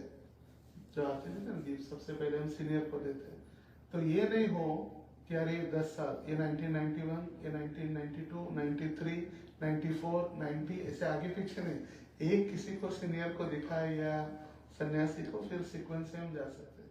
नहीं तो पढ़ने का कभी कभी कहा था अरे श्रेष्ठ तो ये 91 वाला, अरे 85 रह गया और पीछे, फिर आगे, फिर पीछे, जिगजैग में। एक किसी को सीनियर को दिखाए फिर बाकी सबको दिखाए।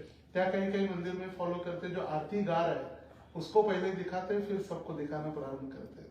क्या कोई प्रभुपाद डिसाइपल है फर्स्ट, तो उनको दिखा करते सबको, जिगजैग आगे पीछे, अरे वो एकदम पीछे कोई खड़ा है सीनियर उधर, फिर एकदम आगे, फिर पीछे, फिर आगे। तो कभी कभी कंफ्यूज हो डिवोटीज, नए नए डिवोटी जो पढ़ते हैं स्पेशली न्यू भक्त ट्रेनिंग में कि ऐसा हो, तो फिर सोचते प्रभु 91 वाले, 85, अरे 77 वाले रहेंगे, उधर पीछे भागो। अपने गुरु भाई और गुरु बहन के साथ व्यवहार, ये सबसे इंपॉर्टेंट है जब हम एक साथ रहते हैं। गुरु बंधु एक दूसरे को प्रभु संबोधित करे, फिर भी किसी को भी प्रभु होने का प्रयत्न नहीं करना चाहिए, क्योंकि हम ऐसे संबोधित किए जाते हैं। अतः हमें सेवक रहते हुए दूसरों को प्रभु मानना चाहिए। दूसरों को हम सदैव प्रभु के नाम से उनको बुलाए, रिस्पेक्टेड, ये रिस्पेक्ट देते हैं। प्रभु मतलब हम उनको प्रणाम कर कर उनको रिस्पेक्ट देते हैं।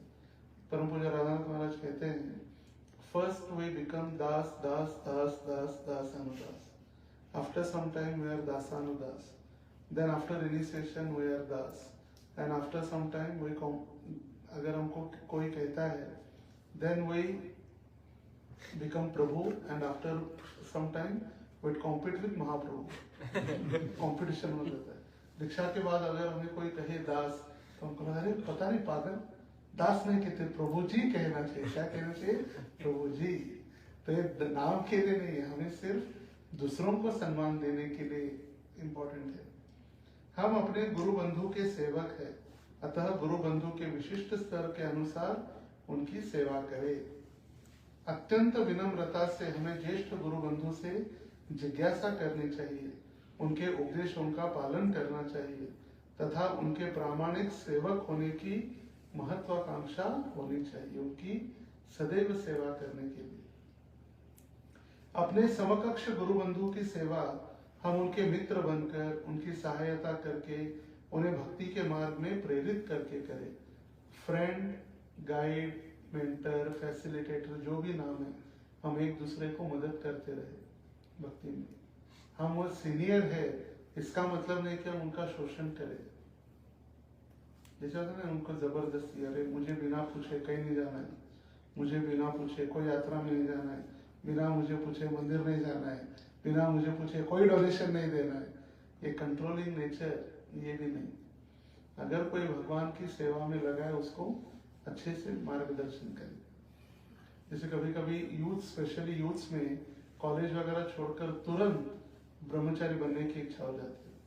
तो ऐसे समय पर समझने बाबा, first you complete your education and after that you can decide you stay for few months और few years, 1 or 2 years in the ashram, atmosphere देखो वहाँ का, फिर आप यू कैन थिंक। हमें गलत नहीं बताना चाहिए कभी भी, अरे क्या है कॉलेज पढ़ना है, किसका भला हुआ है कॉलेज पढ़कर, छोड़ दो, चलो आश्रम में आ जाओ। अगर इन एनी चांस वो आश्रम में नहीं टिक पाया न के न प्रकार में, तो फिर पूरी जिम्मेदारी या पूरा लांछन हम पर ही आ जाएगा जिन्होंने प्रचार किया। इसीलिए भावनात्मक होकर कभी भी उपदेश नहीं देना चाहिए। समय, काल और परिस्थिति, टाइम, प्लेस एंड सर्कमस्टेंस के अनुसार, जैसे भीष्म पितामह ने कहा, देश काल विभागवित, ये अभी नहीं है टाइम, प्लेस, सर्कमस्टेंस। ये भीष्म पितामह ने जब शरीर त्याग रहे थे भगवान के सामने, भगवान ने उनको आदेश दिया युधिष्ठिर महाराज को बताओ कैसे राज्य करे, तब उन्होंने बताया था देश काल विभागवित, टाइम, प्लेस एंड सर्कमस्टेंस देखकर आपको राज्य करना चाहिए। 5000 वर्ष पहले गया हुआ है, सबको लगता है हमने इसको ढूंढा है, नहीं। समय, काल, परिस्थिति भीष्म पितामह ने हमें दिया है। जो हमसे कनिष्ठ है उनकी सेवा हमें योग्य मार्गदर्शन करके, प्रोत्साहन देकर तथा ज्ञान देकर करनी चाहिए। जब हम दूसरे गुरु बंधुओं से मिलते हैं तब नीचे झुककर यह प्रार्थना बोलनी चाहिए। कौन सी प्रार्थना?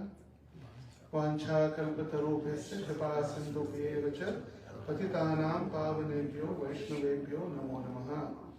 आध्यात्मिक गुरु की आज्ञा के बिना गुरु बंधु को अपने व्यक्तिगत सेवक के रूप में कदापि स्वीकार न करें। जैसे हमारे गुरु बंधु है, उसको मैंने असिस्टेंट बना दिया, मगर उसकी अनुमति गुरु महाराज से लेनी होगी, तब जाकर हम एक दूसरे की सेवा दे सकते हैं। तो फैमिली में नहीं, प्रसाद वगैरह बनाना, पर्सनल असिस्टेंट। भक्तों के संबंध स्थापित करते समय अति परिचयात अवज्ञा, इस युक्ति को कभी भी स्थान न दे। भक्तों का एक दूसरे के प्रति व्यवहार सम्मान पूर्वक, अपराध रहित तथा छल कपट से रहित होना चाहिए। अति परिचयात अवज्ञा मतलब हम जब एक साथ रहते हैं तो धीरे धीरे धीरे धीरे धीरे हमको सारी चीजें पता होती है। अरे इसका इसके साथ लफड़ा था, अरे ये वैसे था, ये यहाँ पर से है, अरे इसकी जाति कम है। तो ये जब सारी चीजें पता चलती है, अति परिचय हो जाता है, तो हमारा रिस्पेक्ट धीरे धीरे धीरे कम होने लगता है। तो हम वैष्णव अपराध करना प्रारंभ कर देते हैं। उसके पुराने आश्रम में जैसे रामाचार्य प्रथा है, 12 प्रकार के वैष्णव अपराध है। अपने जो घर में छोटे बच्चे हैं उनको भी अगर वो भक्त है उन्हें डांटते हैं, वो भी अपराध है। अगर किसी के शरीर को देखकर हम डांटते हैं, वो भी अपराध है। जैसे शरीर को देखकर अरे ये काला है, ये व्यंग है, ये जिसको शरीर ठीक नहीं है, उसके अनुसार, उसके जाति के अनुसार, उसके रंग के अनुसार, ये सारे अति परिचय हो जाता है। जैसे हमें पता चलता है अरे इसका एक बहुत बड़ा कांड था इस कौन में आने के पहले। जब पता होता है तो तुरंत हमारे वो देखने की जो दृष्टिकोण है बदल जाता है। अरे ये सबसे पहले तो ये चोर था, अभी बहुत बड़ा बड़ा उपदेश दे रहे हैं, तो चोर था पहले। तो ये सारा जब अति परिचय हो जाता है तब फिर भक्ति में पतन होने की संभावना बढ़ जाती है। भक्तों को एक दूसरे के प्रचलित नाम कर्मी नाम से नहीं पुकारना चाहिए, स्पेशली दीक्षा के बाद कर्मी नाम से नहीं बुलाना चाहिए, क्योंकि उनका भी आध्यात्मिक जीवन मिला है, दीक्षा हुई है, तो उन्होंने आध्यात्मिक गुरु ने उनका नाम दिया है। इसलिए ब्राह्मण को और पक्षियों को द्विज कहा गया है। द्विज मतलब 2 बार उनका जन्म होता है। पक्षी का जन्म पहला अंडे में और दूसरा अंडे के बाहर। उसी प्रकार ब्राह्मण का जन्म पहला अपने माता पिता से और दूसरा अपने गुरु से। जब गुरु गायत्री देते हैं तो गायत्री बनती है माता और गुरु बनते हैं पिता। तो आध्यात्मिक जन्म दूसरी बार होता है, इसलिए उनको द्विज कहा गया है। तो हमें ध्यान रखना चाहिए कि कभी भी आध्यात्मिक नाम से ही उनको हम संबोधित करें, लीगल नाम या कर्मी नाम से नहीं बुलाने का। किसी को भी अपनी स्तुति, अपने कृत्यों एवं अपनी योग्यता की बढ़ाई दूसरे भक्तों के सामने नहीं करनी चाहिए। सभी को यह जानकारी होनी चाहिए कि उनकी कोई भी योग्यता नहीं है। हम जो भी कुछ करने योग्य है वे केवल गुरु और वैष्णव की कृपा है। अपना ही देखो मैं कितना बड़ा हूँ, मैंने कुकिंग किया, ये सब जो खा रहे ना मैंने बनाए। देखो मेरे जैसा कोई कीर्तन नहीं करता, ये जो ड्रेसिंग किया है ना मैंने किया है, मेरे जैसी पगड़ी कोई नहीं बना सकता, टर्बन कोई नहीं कर सकता। तो जो भी हम कर रहे हो गुरु और कृष्ण की कृपा से ही कर रहे, हमारी कोई योग्यता नहीं है। यदि गुरु बंधु या गुरु बहन किसी कारणवश कष्ट में हो, जैसे परिवार में किसी की बीमारी अथवा सदस्य की मृत्यु के कारण उत्पन्न मानसिक उद्वेग हो, ऐसे समय सांत्वना एवं उनकी यथासंभव सहायता करनी चाहिए। संकट के समय आवश्यकता में जो मदद करता है वही सच्चा मित्र है। Friend in need is friend in need. भक्तों के आपसी संबंध की परीक्षा मुसीबत के समय में होती है। इस घटनाओं के समय उन्हें भौतिक समझकर हमें उन्हें दुर्लक्ष्य नहीं करना चाहिए। जैसे अभी कोविड समय वो बीत गया, उस समय सिर्फ फोन करके बात करना भी बहुत बड़ी बात थी। किसी को अगर हमने प्रसाद भी दिया तो भले वो नया भक्त है, वो जिंदगी भर याद रखेगा, इन लोगों ने हरे कृष्णा की डिवोटीज ने मुझे प्रसाद दिया था ऐसी परिस्थिति में। आज भी इंडिया में, यहाँ पर पता नहीं मगर इंडिया में तो परिस्थिति है, जब भी कोई किसी घर में शरीर त्याग देता है तो 13 दिन कुकिंग नहीं होता, 10 दिन 12 दिन, तो आसपास के पड़ोसी या डिवोटीज प्रसाद ला के देते। तो ऐसे समय में हमारा कर्तव्य है कि हम ऐसे मदद करें। ये नहीं कि अरे तुम माया में हो, रोना बंद करो, सबको जाना ही एक ना एक दिन, तो मरना है, मुझे मरना है। ये फिर क्या है, मूर्खता का लक्षण है। जैसे मैंने देखा कभी कभी यूथ जो वॉइस में रहना स्टार्ट करते, बेस में, कॉलेज के बेस में रहते, और फिर वहां पर वो सुनते कि शरीर नश्वर है, आत्मा अमर है, ये कोई रिलेशन नहीं है भौतिक संसार का। और फिर फर्स्ट टाइम छुट्टियों में घर चले जाते वेकेशंस पर, और वेकेशंस पर घर जाने के बाद माँ बताती है, बेटा मैंने आपके लिए हलवा बनाया हो, खाओ। माँ तुम माया हो। मेरी कितनी सारी माएँ चली गई। तो ये सारा ये सुपरफिशियल या ये मूर्खता का लक्षण है। इसका मतलब हमने समझा ही नहीं क्या है। हमारा ये परिवार इसलिए कहा गया, प्रभुपाद जी ने ऐसा घर बनाया कि उसमें पूरा विश्व रह सकता है। तो ये हमारा कुटुंब है। क्योंकि देखिए हमने जब भक्ति में आए तो सारे अलग अलग रिश्तेदार हमारे दूर चले गए, क्योंकि हम ये नहीं खाते, ये नहीं करते, इधर नहीं आते, उधर नहीं आते, तो वो भी हम छोड़कर आ गए।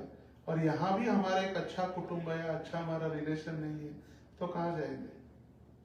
घर का ना घाट कैसे हमारे हालत हो जाएंगे। तो यहाँ पर जो हमारा प्रभुपाद फैमिली या हमारा जो गॉड फैमिली है, उनका हमें ऐसे परिस्थिति में, कठिन परिस्थिति में रक्षण करना बहुत इंपॉर्टेंट है। इसीलिए काउंसलिंग की आवश्यकता होती है। यदि कोई भक्त कारणवश भक्ति सेवा के मार्ग से पथभ्रष्ट हो गया तो काफी दिनों से भक्तों के संग में न हो, तो वह माया में है ऐसा कहकर तिरस्कार न करे, अथवा उस पर किसी भी प्रकार की टिप्पणी न करे जिससे वह आध्यात्मिक गुरु के चरण कमलों से पुनः दूर चला जाए। प्रत्येक व्यक्ति द्वारा उसे प्रेम, उत्साह एवं मैत्री मिलनी चाहिए। जिससे उसे यह आभास हो कि वो पुनः अपने घर भक्तों के संग में वापस आ गया है। कभी कभी घर में कठिन परिस्थिति है, या कोई जॉब चली गई, या कभी इतना टेंशन आ जाता है किसी के घर में लड़के का या लड़की का कुछ हो गया, शादी ब्रेकअप, व्हाटएवर, कई सारे रीजंस होते हैं, हम गिन नहीं सकते, इतने सारी कठिनाई होती है, तो मंदिर नहीं आ रहे, तो वैसे ही नारी माया में चला गया, उसका फॉल डाउन हो गया, ऐसे नहीं। उसको हमें जाके मिलना है, उसको पूछना है भाई क्या मदद कर सकते हैं क्या। हम ऐसी टिप्पणी न करें जिससे भगवान से या गुरु के चरणों से दूर चला जाए। तो हमें ध्यान देना चाहिए कि ऐसे परिवार में हम जाके उनको मिले, कठिन परिस्थिति में उनको मार्गदर्शन करें, कुछ मदद करने के लिए प्रयास करें। मैंने देखा है, एक बार मैं देखा है गांव में 5-5, 6-6 मौलवी होते ना, मौलवी जो मदरसे में होते, वो एक एक ग्रुप करके हर उनके मुसलमान परिवार में जाते हैं पूछने के लिए, नमाज पढ़ने के लिए क्यों नहीं आ रहे, क्या कठिनाई है, तो उनको पूछने के लिए। तो उसी प्रकार हमारी भी कुटुंब की जिम्मेदारी है कि हम एक दूसरे को मदद करें उनकी कठिन परिस्थिति में। ऐसे नहीं कि उनको हम कहे कि तो माया में हो। एक भक्त है महाराष्ट्र में, उनकी पहले पिताजी ने शरीर छोड़ा, फिर माता ने शरीर छोड़ा, वो अकेले रह गए, मगर सारी डिवोटीज कम्युनिटी ने उनको इतने अच्छे से संभाला। जब उनके पास जॉब नहीं था, उनकी शादी हो गई थी, बच्चों की पढ़ाई के लिए कोविड की परिस्थिति में, तो इससे बहुत हमें कभी कभी आगे आकर मदद करना पड़ता है, क्योंकि वही याद रखते कठिनाई परिस्थिति में। जब कठिन परिस्थिति में हमारी भक्तों के बीच जब प्रेम देखते हैं तो हमें भक्ति करने की और इच्छा बढ़ती जाती है, और भक्तों की सेवा करेंगे तभी तो भगवान से प्रेम बढ़ेगा। यहाँ तो ये सारा ट्रायल है। यदि भक्तों के साथ हमारा अच्छा रिलेशन यहाँ नहीं है तो भगवान कहेंगे अब ऊपर आने के लिए, गोलोक में आने के लिए अभी तैयार नहीं है। ये सारा डिवोशन लाइफ होने के बाद, हमारा शरीर छूटने के बाद एक बार हमें और एक बार जन्म लेना होगा वृंदावन में, भौम वृंदावन। वहां पर हमारा रिलेशन सेट होगा कि हम किस गोपी के बच्चे हैं, किस गोप का हम लड़का बने हैं, और वो होने के बाद that will be the last word, उसके बाद गोलोक धाम में। और जब तक यहाँ ये रिलेशनशिप क्लियर नहीं है तब तक भगवान के धाम में जाकर क्या करेंगे। वहां तो झगड़ा नहीं है, ना वहां पर कोई मैनेजमेंट है, ना कोई वहां पर बुक डिस्ट्रीब्यूशन है, सारे तो डिवोटीज है। वहां पर एक ही है, भगवान की सेवा और वैष्णव के साथ रिलेशन। जहाँ पर हम देख रहे हैं स्वयं भगवान सुदामा के चरण धो रहे, हाँ तो धो रहे, मगर वर्णन ये है कि रुक्मिणी को जब भगवान ने कहा पाद प्रक्षालन के लिए जल लेकर आओ, तो रुक्मिणी को कहा भगवान ने, सेवकों को और दासियों को नहीं कहा। तो रुक्मिणी को लगा भी कोई तो बड़े कोई गेस्ट होंगे, बड़े कोई उदार व्यक्ति है, क्योंकि भगवान अपने आसन से ऐसे भाग के गए थे, भगवान का उपवस्त्र वगैरह ऐसे गिर गया था बीच में, और वो रुक्मिणी जल लाने के पहले ही भगवान ने उनके चरण अभिषेक कर दिए थे अपने नेत्रों के अश्रु से। अहम भक्त पराधीन, भगवान कहते हैं मैं भक्तों के अधीन हूं। और वही हम गुरु और कृष्ण से जब प्रार्थना करते हैं, गुरु से कृष्ण के लिए, कृष्ण से तोमार कृष्ण जीते पार तोमार शकति आचे। कृष्ण गुरु और वैष्णव की संपत्ति, हमारी हम संपत्ति नहीं है, और उनके हृदय में कृष्ण है, वो हमें कृष्ण दे सकते हैं। जब दीक्षा होती है, माला तो मिलती है, मगर वो माला के स्वरूप में कृष्ण को दिया जाता है। माला की दीक्षा नहीं होती, दीक्षा हमारी होती है। कभी कभी फैंसी माला, मृदंग टाइप वाली, गोल, तो सादी माला नहीं है, थोड़ी स्पेशल माला चाहिए। हम ये समझ रहे दीक्षा माला की नहीं हो रही है, दीक्षा हमारे हृदय में कृष्ण को दिया जाता है। तो इसीलिए ये वैष्णव रिलेशन इतना महत्वपूर्ण है कि हमारा फाउंडेशन है, डिवोटीज फाउंडेशन। अगर ये स्ट्रांग है तो अपने आप ज्यादा हमारे पास फिलॉसफी हमें पता चले, हम बहुत श्लोक पढ़े या अलग अलग ग्रंथों का, पुराणों का अध्ययन करें या न करें, that is secondary. But the most important is the relationship between our devotees, family. और ये फाउंडेशन है, ये अगर स्ट्रांग है तो हमारी डिवोटी कम्युनिटी बहुत अच्छे से फ्लोरिश करेगी। हरे कृष्णा कृष्णा कृष्णा हरे हरे, हरे राम राम राम हरे हरे। श्री प्रभुपाद की जय। किसी को कोई प्रश्न है? 1-1.25 घंटा बीत गया। मुझे एक क्या प्रश्न? यस। आपने जैसे बोला कि जब अति परिचय हो जाता है तो हम फिर फॉल्स देखने लग जाते हैं और वैष्णव अपराध होता है, तो मतलब पहले तो अति परिचय नहीं होना चाहिए और अगर हो गया तो फिर उस केस में कैसे? अति परिचय मतलब जैसे परिचय 2 प्रकार के होते हैं। एक परिचय है भक्तों का, उनकी सेवाओं का, उनके अच्छे गुणों का, जैसे सुंदर कीर्तन कर रहे, सुंदर श्रृंगार कर रहे, सुंदर कुकिंग कर रहे, उनकी तो सराहना होती है। दूसरा परिचय मतलब उनके पिछले जीवन में या भक्तिमय जीवन में आने के पहले उनके कुछ कष्ट थे या उनसे कुछ अनजाने में गलती हुई थी, उसको बार बार दोहराना, उसको नहीं दोहराना। अच्छे गुणों का हम सराहना कर सकते हैं, उनसे हम सीख सकते हैं, मगर जो गलत उन्होंने किया है उसकी चर्चा करना ये थोड़ा गलत हो जाता है, जिससे हमारा पतन होता है। जैसे उदाहरण के लिए ध्रुव महाराज कितने साल के थे? 5 साल के।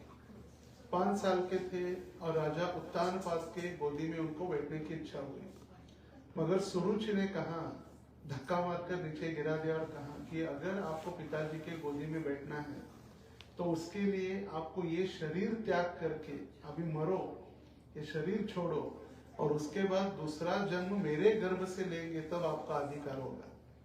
और उस समय उत्तानपाद कुछ कह सकता था, डांट सकता था, कुछ नहीं बोला, शांत हो गया। शांत होना मतलब मौनम स्वीकृति लक्षणम, उसने स्वीकार किया। और आगे चलकर 6 महीने सुनीति के मार्गदर्शन से, नारद जी के आशीर्वाद से ध्रुव महाराज ने सिर्फ 6 महीने तपस्या की और इतनी कठोर तपस्या की कि नारायण प्रकट हो गए। और नारायण प्रकट होने के बाद वो कुछ बोल नहीं पा रहे थे ध्रुव महाराज, तो नारायण जी ने अपना जो शंख है, ज्ञान का प्रतीक है, वो गाल पर स्पर्श किया और फिर ध्रुव महाराज स्तुति करने लगे और कहे, स्वामिन कृतार्थोस्मि वरम न याचे। भगवान ने कांच के टुकड़े के लिए पीछे पड़ रहा था, मगर आपके दर्शन से मुझे हीरा मिल गया, अभी मुझे किसी की आवश्यकता नहीं। तो अभी ध्रुव महाराज भक्त बन गए, पहले तो नहीं थे, 6 महीने बाद भक्त बने। तो आगे चलकर ध्रुव महाराज जब वैकुंठ जा रहे थे, तो उनके मन में विचार आया, काश मेरी माँ जिन्होंने मुझे भक्ति में मार्गदर्शन किया वो भी मेरे साथ आती तो कितना अच्छा होता। और नंद और सुनंद जो विष्णु दूत है उनको लेने आए थे, तो जब विमान में चढ़ ही रहे थे तो उनकी इच्छा समझ लिए दोनों, और उन्होंने कहा, और जो देखो पूरे आने में गच्छते, और जो आगे जो विमान जा रहा है उसमें आपकी माँ जा रही है वैकुंठ, और बहुत प्रसन्न हो गए। और दूसरी ओर ये सुरुचि और उत्तानपाद दोनों जंगल में भस्म होकर जल गए दोनों। तो आचार्यगण कहते हैं क्यों जंगल में भस्म होकर जल गए? क्योंकि उन्होंने वैष्णव अपराध किया। जो भी उन्होंने अपराध ध्रुव महाराज के प्रति किया था, वो अपराध ध्रुव महाराज भक्त नहीं थे उस समय का भी उनको वैष्णव अपराध में गिनना पड़ा और उनको उसका इफेक्ट हुआ। तो दोनों जलकर भस्म हो गए और यहाँ सुनीति ध्रुव महाराज के पहले वैकुंठ चले गए। तो इसलिए जो गलत है, सभी में कुछ ना कुछ गलती होती है, जाने स्पेशली कलियुग, कोई भी हो, किसी ना किसी का कुछ दुर्गुण है या कुछ कठिनाई है, उसी को देखकर उसके ऊपर ही चिंतन करना, वो फिर अति परिचयात या अपराध हो जाता है। तो इसीलिए अच्छे गुण देखकर उनकी सराहना करना, और अगर गलत गुण दिखे भी तो उसको फिर नजरअंदाज करना।